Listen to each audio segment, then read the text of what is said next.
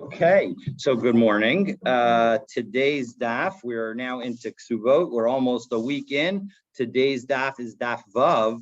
We're at the top of daf Vav. We'll start at the very top line. And what are we talking about? We had a question about whether we allow the initial marital relations, so the initial marital relations to happen on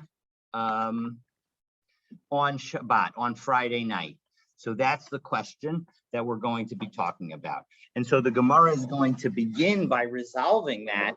And so let's hear what they have to say. So B'vei Rav, in the Academy of Rav, in the Yeshiva of Rav, Amre, they said, Rav Shari Ushmuel Aser, that it was Rav who permitted the initial act of marital relations to happen on Shabbat, even though it would potentially cause a wound.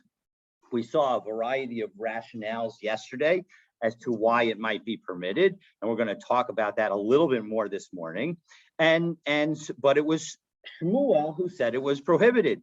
And B'Harda Amri, oddly enough, in the Harda, which is the location where Shmuel was the rabbi, what did they say? Rav Aser Ushmuel Shari. It was Rav who said it was prohibited, and Shmuel who said it was permitted. So the bottom line is that everybody was permitting it, and that's in fact how we're going to paskin. So Amar of Nachman Bar Yitzchak B'Simanech, and how do you remember all of this? That who said what? Elu Mekilin La'atzman ve'elu Mekilin La'atzman. That everybody was being lenient. Everybody was allowing people who were newly married to sleep together on that first night, even if that night was on Shabbat. The Rav Shari. Now the Gemara asks, 1 second. One of the clear bases for permitting it was this concept of was the concept that if you do something unintentionally, that is permitted. But we will see that actually Rav does not permit unintentional acts on Shabbat. That if you do something like pluck a leaf when you think it's detached, but in fact it is attached to the ground. Rav Shari, is it true that Rav in fact permits that? Rav Shimi Bar Chizkiya Mishmei de Rav. It was said by Rav Shimi in the name of Rav, Hai Misochraya Dinazyasa Asar Lahadoka Biyom Tava. That when you had a stopper, a cloth stopper, so imagine a rag, and you have it, and you have a barrel of beer. So what, and you want to stop up the hole where the beer is coming out. So you have this rag that you would push into the hole. The issue is that the person's not intending to squeeze the beer out of the rag. The purpose is to fill the hole, and yet Rav prohibits it. Doesn't that show that Rav follows the view of Rabbi Yehuda, who says that Davar Shalom Miskaven is Aser? And the answer is Be'ahu Afilu Rabbi Shimon Moda. No, in that case, actually, even Rabbi Shimon would agree. Rabbi Shimon, who says Davar Shalom Miskaven is Mutter, he would say that in fact that he would say. Even he would agree that you can't put the stopper in the beer barrel because Moda Rabbi Shimon B'Sikrei Shevelo Yamos, he agrees that when the end result is something that is certain to happen, well then we're not going to allow it even on Shabbos. So the only time that Rabbi Shimon, would agree that would say that Davar She'eino Miskaven is mutter is when it is not a psik ratio, when it's not something that is certainly going to happen. So, for example, some people will allow for example, brushing one's hair on Shabbos with a loose or a gentle brush, because the brush doesn't necessarily take out one's hair. And presumably your goal in brushing your hair is not to take out the hair. Indeed, you want any hair that you have to remain. So that is an example of where sometimes people will allow it. So of course the question is whether it's a psik reisha or not. If it were a psik reisha, if every time you brushed your hair, you would be sure that you would be taking out some hair, well, then it would be even prohibited, even according to Rabbi Shimon. Okay, so now just to say where we're up to. So we are 1, 2, 3, 4, 9 lines down. So we're asking again, we've now concluded that both Rav and Shmuel say that that initial marital relationship on Friday night is permitted, and we're now challenging how could it be that Rav actually says that. Because it seems like he generally holds that a davar she'eino miskaven, even if you don't intend something, if it is a possibility and it actually happens, that we're going to credit as if you intended it, and therefore it would be prohibited. So v'ha'amar Rav Chia bar Ashi amar Rav halacha k'Rabbi Yehuda. So initially, again, we're trying to say. We were trying to get out of the prior question against Rav by saying, well, maybe he really does hold with Rabbi Shimon, that even that other teaching could be still consistent with Rabbi Shimon. But now we can't even go that far, because now we hear that Rav Chia said that specifically Rav said that the halacha is like Rabbi Yehuda, that davar she'eino miskaven is considered prohibited. So the Rav Chanan Amar Shmuel halacha k'Rabbi Shimon, and Rav Chanan bar Ami said in the name of Shmuel that the halacha is like Rabbi Shimon. So Rav Chia bar Avin masnei la below Gabri, and Rav Chia bar Avin taught this whole thing without any of the names associated with it. Just Rav Amar halacha k'Rabbi Yehuda, Ushmuel Amar halacha k'Rabbi Shimon. So the point is that now we're stuck. Now it's clear that Rav holds that the halacha is like Rabbi Yehuda, who says davar she'eino miskaven is prohibited. And if he holds that davar she'eino miskaven is prohibited, how is it possible for him to allow initial marital relations with a virgin on Friday night? Because there will be some bleeding associated with that.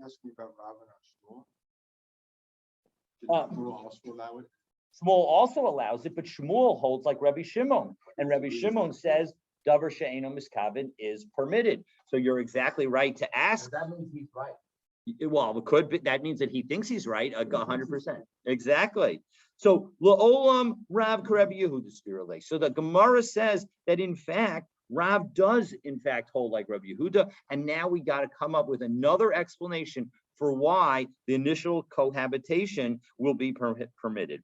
So lahach lishna de amar dam mifka pekid. So we categorized the analysis of the initial marital relations and the blood that would potentially come out of it in 2 different ways. One was to say that it was like a pocket of blood, like a pimple or something that had like a pus to it. And so as a result, and it's already stored, so it's not actually a wound, you're just letting something out. It's not a wound that's connected to the entire body. It's just, like a what? Like a clot, almost. Exactly. So and if you were to say that, when would it be permitted? Mikalkal hu eitzel Pesach. And if you're destroying the opening, if the nature of creating that opening is an act of destruction, well, then we would say that it's permitted on Shabbos. And then, so that would be one way to understand Rav, is that he's and that is consistent even with Rabbi Yehuda. Even Rabbi Yehuda, who says davar she'eino miskaven is asur, he would say that when you're trying to do a destructive act, and there's no other prohibition, the prohibition is in and of itself a rabbinic prohibition because it's not a wound, but rather it's this pus that's gathered, well, then we're going to allow it.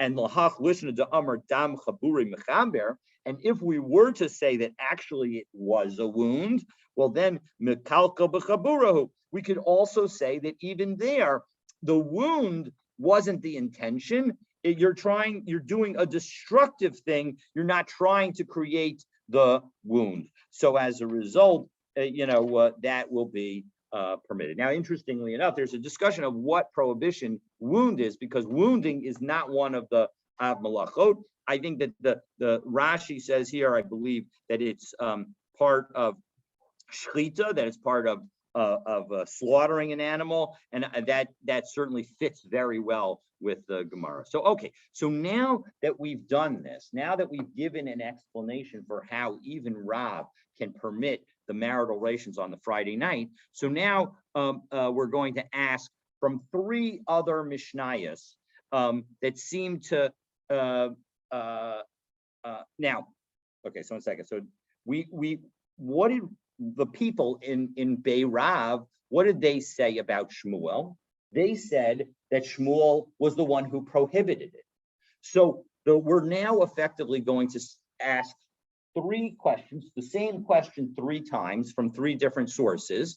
And we're going to ask the question, what is it, how is it that the people in Rav's town could even think that Shmuel would have prohibited it? After all, we know that Shmuel holds like Rabbi Shimon. And if he holds like Rabbi Shimon, what's the argument for saying that he is prohibiting it? So, Masiv Rav Chista, Tinokes Shalo Higias Manalir Ostenisis. If you have a woman, a young girl, who has not yet reached the age of maturity, so we're not even expecting her to have her menstrual cycle. So Beis Shammai Omrim, Beis Shammai says Nostin la arbos leilos, that the first 4 nights of the marriage, we don't even any kind of blood that comes out, we're going to just simply assume is the blood that is related to the hymen. Uveis Hillel Omrim that we actually let it go even further, that until the wound would heal, we will assume that it is blood from the hymen. Now, what happens if she's old enough to have her menstrual cycle, but it has not yet come for the first time? Well, then Beis Shammai Omrim Nosin La Laila Rishon. We let the entire first night, they are allowed to have marital relations. And Beis Hillel Omrim, no, Ad Motzei Shabbos Arba Leilos. They are allowed 4 nights until after Shabbos. So, okay, so now that we said that, so my love, what is this Mishnah? What is this Mishnah saying? Now, of course, we care mostly about Beis Hillel. De'ilo Baal, if it was talking about where they had not had marital relations, Matzi Boil Afilu B'Shabbos. The implication is that Beis Hillel would say that they could have marital relations on Friday night. So how is it that the people of Bei Rav could potentially say that Shmuel would prohibit it? So now we're going to answer that, and we're going to say, Amar Rava, lo levar mishabbos. No, the initial marital relations would not have to be on Shabbos. It would be saying other than on Shabbos. Well, Amar le'Abaye, v'ha ad motzei Shabbos arba leilos katani. It specifically says that they have 4 nights until after Shabbos. So doesn't that imply that they're having marital relations on that night? So Ella Amarava Kishibal. The point is that no. The point is that it's because she already had the initial marital relation. So it's the continuing. So you wouldn't be allowed to have the initial marital relations on Friday night, but you would be allowed to continue. Meaning, if you already had, when it says that you have 4 nights, it means that you can continue. Ikishabal. 1 second. My kamashmalan. If you're saying that in fact we're talking about a situation where they already had marital relations, well, big deal. What's the even thought that you would prohibit it? So Kamash Malan, Deshari Lemivo B'Shabbos Kedishmuel, that it's telling us that it's permitted to have marital relations, like Shmuel said, to Amar Shmuel, Pirza dechuka mutar likanes ba b'Shabbos. The afal pi shemashir tzroros. That the point is that it could be that you might expand the opening in because of course this is somebody who's not had marital relations many times, and so as a result, even so, there's a possibility of blood, and so as a result, we're going to say that even though that's a possibility, very consistent with Shmuel, we'll say that there it's not a psik resha, and as a result, it's going to be prohibited. And as a result, while ordinarily the first time will be prohibited, this it would be permitted. So masav. What does that mean, Mashir Surot? So it's going to literally, it means dislodged pebble. The That's what I idea, thought. Right. So, but the idea is that there will be strands of skin that will still remain, and it is that skin that is what that ends up doing the bleeding. Exactly. So I'm not exactly sure why they use that analogy. So everybody needs to align with Hillel because all Amoraim agree that the halacha is like Hillel, and so as a result, and so now what we're trying to do is say somehow Shmuel says, according to Bei Rab, somehow Shmuel says that it's asur, even though it seems like Hillel's saying permitted. Exactly. So. And again, we don't have this issue for the people who lived in Shmuel's town, because in the people who live in Shmuel's town think about Rav that he says asur, but that's because they think Rav holds like Rebbe Yehuda that davar she'enu miskaven is asur, and so as a result, that could be the situation here. So, okay, so massive Rav Yosef. So now Rav Yosef is going to challenge again this view that how could Shmuel say that it was prohibited according to the people in Rav's town. So Chasan pater mikriya shma laila harishon ad motzi Shabbos. A new married man does not have the obligation to say Shema at night on the first night of their marriage, all the way through until Saturday night, until Motzi Shabbat. So imlo asamasa, if he had not yet performed that initial act of marital relations. So my love, the tirid deboy lemival. Why? Because he's going to be preoccupied with the potential act of doing the mitzvah. Well, when does this also apply? It was all the way until Motzei Shabbat. Well, that also applies on Friday night. So that implies that the person could have marital relations on that first Friday night. So how do we answer it? So Amar le Abaye, lo detrid de lo bile. No, you're getting his aggravation or his nervousness wrong. He's not nervous about the impending act.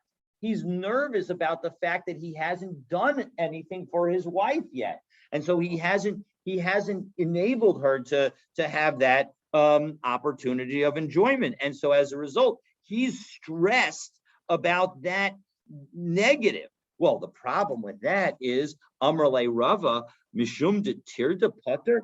Can aggravation cause you to be putter from saying Kriya Shema?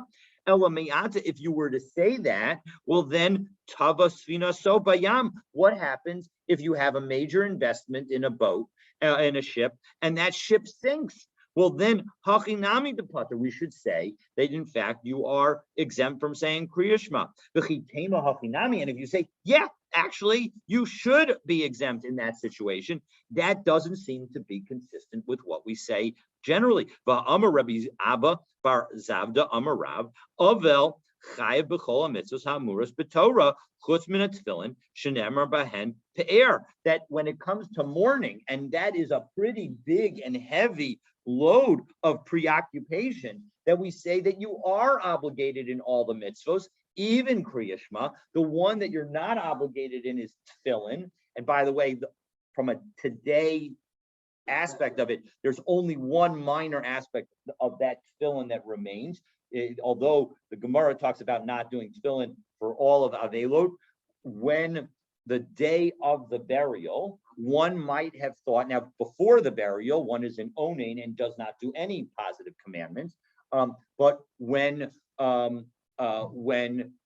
after the burial happens, one might have thought that one should come home and put on tefillin because they didn't do tefillin that day. And in general, most poskim, most modern poskim say we do not put on. There are some communities that do, with a few exceptions, but in any event, the point is that we generally don't put on tefillin that first day because of this concept. And you don't try to make it up, even though if you weren't feeling well on a morning and you didn't put on tefillin, and now you come to mincha, you would. Or when you fly overseas and you didn't have a chance to daven, and you come in and you know, those are different times that you would, exactly, on the plane, etc. So those are different times that you would potentially put on you would try to make it up, but we don't in that connection. But what's the question here? The question is that when it comes to Kriya Shema, we even if you're occupied, your mind is occupied, we say that it's we don't allow it. So Ella Amar Rava Tanaihi. So Rava says your answer, Abaye, is not a good one. It is not aggravation about what is in the past, but rather this is a core machlokus of Tanaim, whether one is allowed to have marital relations on the first Friday night. To Tana Chada, because we have one brisa that taught Imlo Asamaisa Barishon Pater Af B'Sheni, that if you did not yet perform the marital relations on the first night, namely Wednesday night, you're exempt from Shema on the second night. B'Sheni, if the same thing happened on the second night, Pater Af B'Shlishi, B'Tanya Idach, and the other one says Rishon V'Sheni Pater Shlishi Chai, that on the third night you are not exempt from Shema, presumably because you can't have marital relations. So as a result, that's why you would not be exempt. So we wouldn't say that you're worried about it. What? Because it's Shabbos. That's exactly right. It's not Shabbos now, but if it were Shabbos, that would be exactly right. So the Abaye, how does Abaye explain that brisa if in fact he doesn't say that there is this machlokes?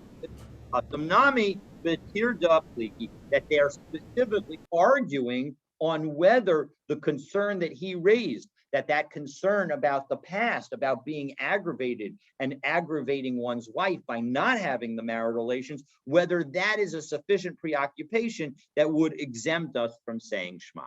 Please, Hanan. What's the rationale here, that you wouldn't have kavanah or something, or That's what? exactly correct.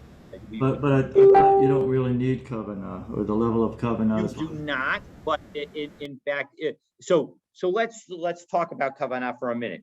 Today we do not have this issue, but in Maseches Brachos we had the concept that if you can't have kavanah, that there are some things that you actually require kavanah for. One of them is Kriya Shema, and we actually say in Maseches Brachos that if you think of yourself as so haughty, exactly, great word, that you can have kavanah, that's yuhara, and we don't like that at all. That's a too much haughtiness. Now, in the end, today we say the exact opposite. That if you think that on the night of your marriage, well, you're so great at having kavanah that tonight you're not going to be able to have kavanah, so that's yuhara now in the other direction. So it's ironic. Tosfos in Brachos, if I remember correctly, is where this concept comes out, that in fact today our yuhara is actually reversed because we don't generally have great kavanah, period. Yes, things change sometimes, exactly.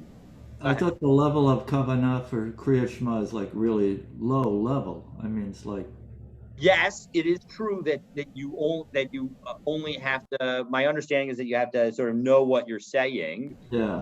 But that is one level above just saying it, and the point is that you can't have a sort of anti-kavanah, and the concern I think here is partially that the person is going to be so tarid that they're going to so preoccupied that they're going to have impure thoughts, and that. But wouldn't that apply to tefillah too, if you're going to have? It's actually interesting. One might think that could apply. Now, for tefillah, you only need kavanah for the first bracha, which is a little shorter than Kriya Shema, but it's an excellent question. I don't have a great answer for why. And this is only for marriage of a Batula or any marriage, second marriage? I believe it would be only the marriage of only the first, where at least for her it would be the first time. So this doesn't apply if she's not a Batula. Yes, well, I'm not 100% sure of that. I'm not 100% sure of that. Clearly, it's in the current context is where it's the first time for both of them. Okay, but maybe not if it's not. Correct. Maybe not if it's not. Vahani Tanai, Kihani Tanai. And according to Rava would say, who said that there was a dispute about whether or not one could have marital relations on that first Friday night. So that machlokas would be like another set of Tanaim. That the Tanya, we have another brisa. Hakonis is a besul lo yival betchila b'Shabbos v'chachamim matzirim. That in fact we have a brisa that says it very clearly.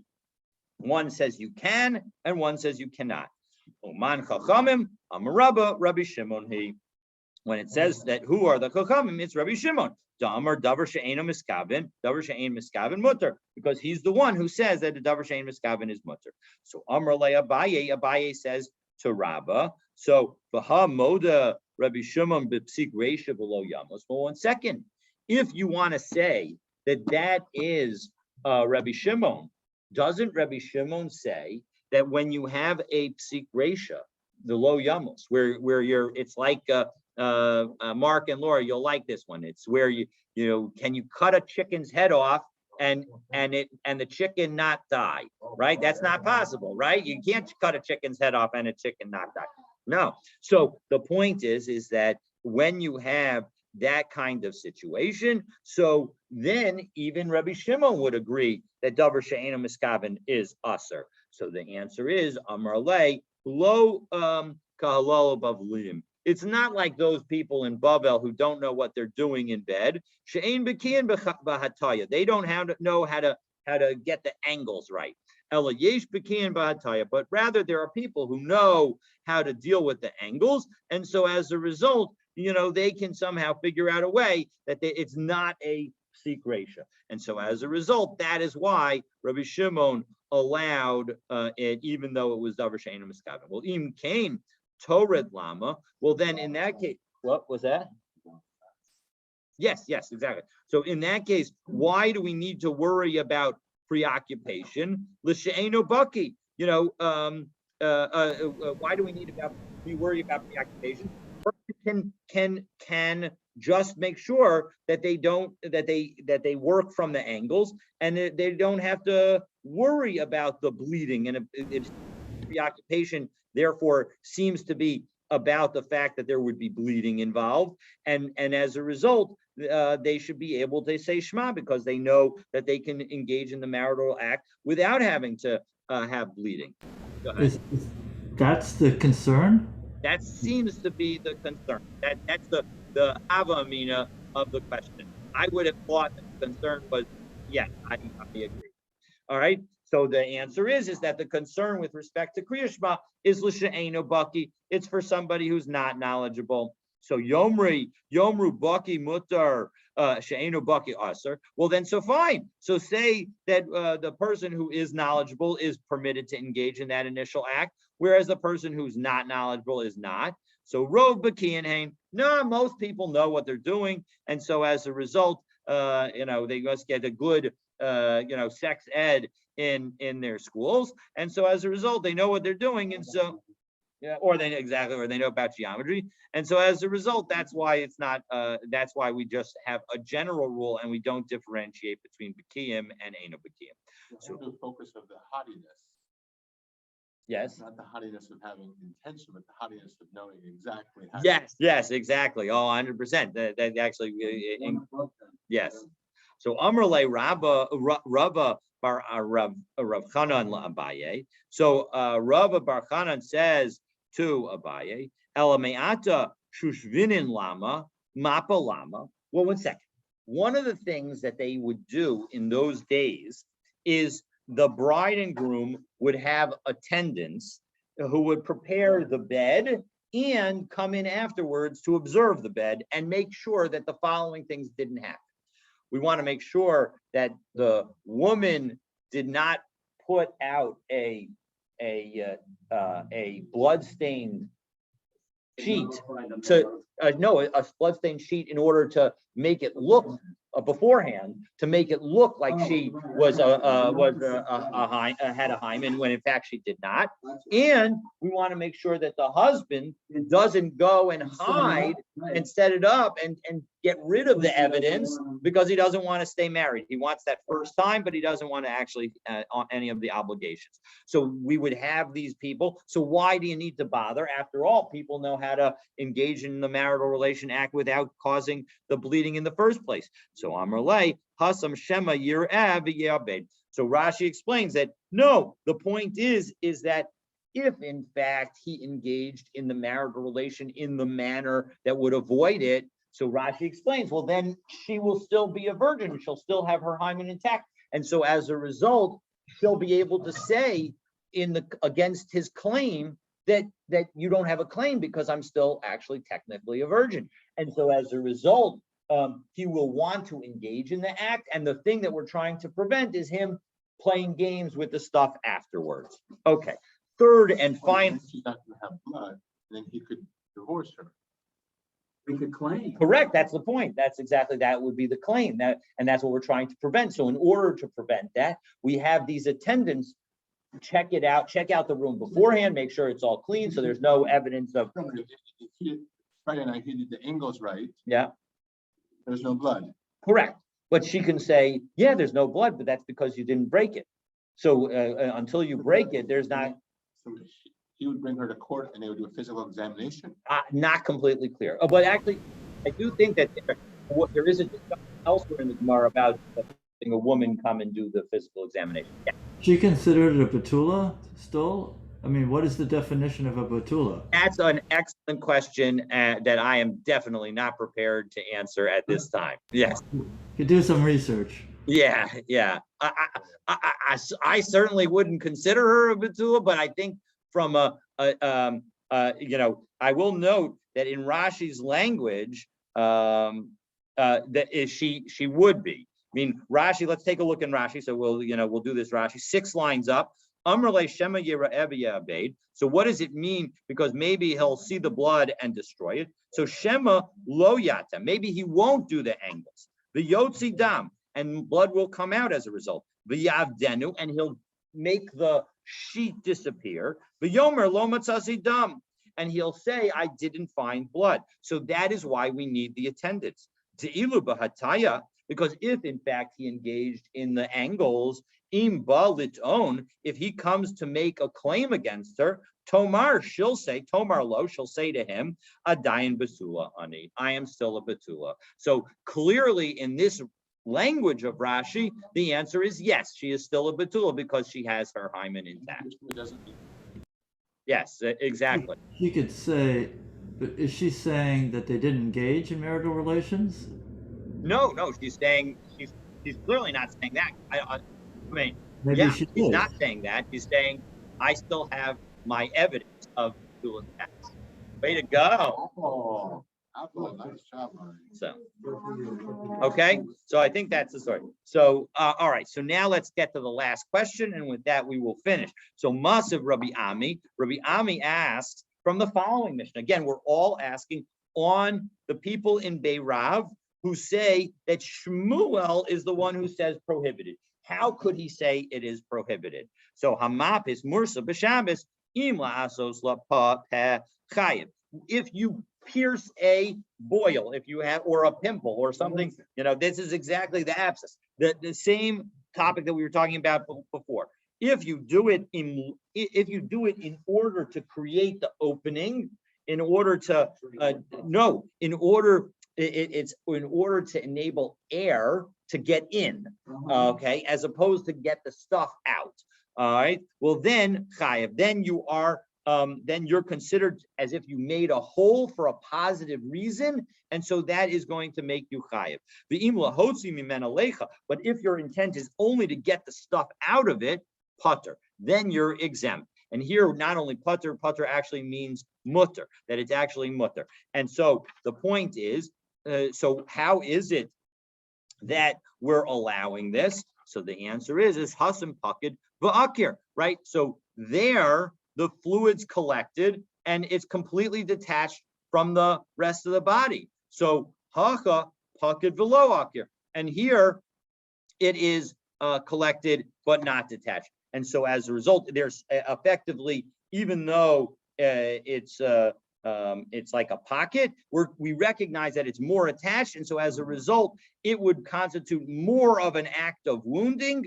And so as a result, even though one would think that according to this, Shmuel would certainly say that initial marital relations is permitted because it's just like lahotzi mimena lecha, right? Your purpose is to remove the blood. So just like your purpose is to remove the pus.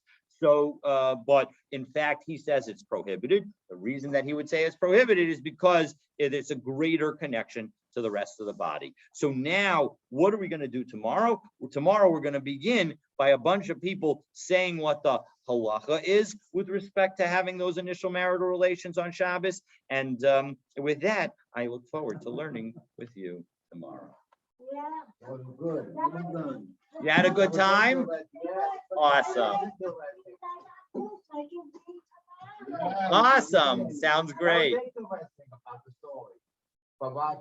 Yeah, it is very interesting. We're gonna continue tomorrow. Absolutely. Yep. Some Rashi, some Tosfos, absolutely.